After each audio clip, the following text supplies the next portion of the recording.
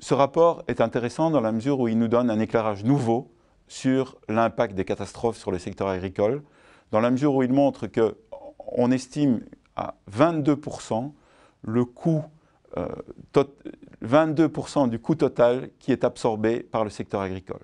Ce chiffre augmente à 25% quand il s'agit des catastrophes liées aux événements climatiques extrêmes.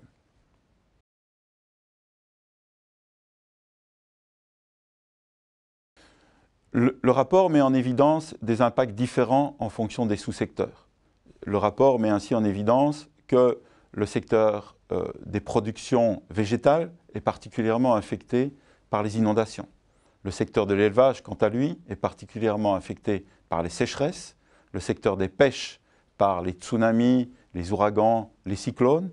Et enfin, le secteur forestier est quant à lui particulièrement affecté par les tempêtes. En ce qui concerne les régions, nous constatons que l'Asie est particulièrement affectée.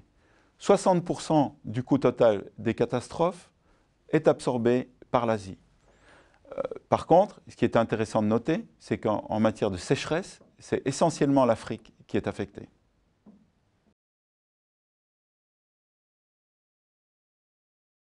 Le rapport met en évidence que dans le cas d'événements climatiques extrêmes, 25% du coût total des catastrophes est absorbé par le secteur agricole.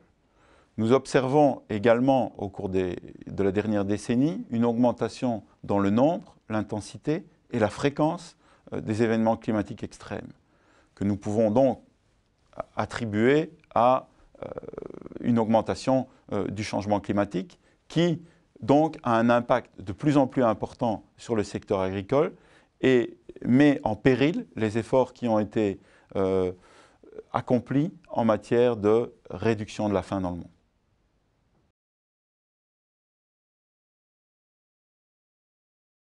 Trop peu d'investissements atteignent le secteur agricole, tant en matière de réponse aux catastrophes après ces catastrophes naturelles, mais aussi en matière de réduction de risque de catastrophes, qui pourtant, nous le savons, est fondamentale afin non seulement de préparer les populations à confronter ces situations, mais aussi pour réduire les coûts quand intervient la réponse.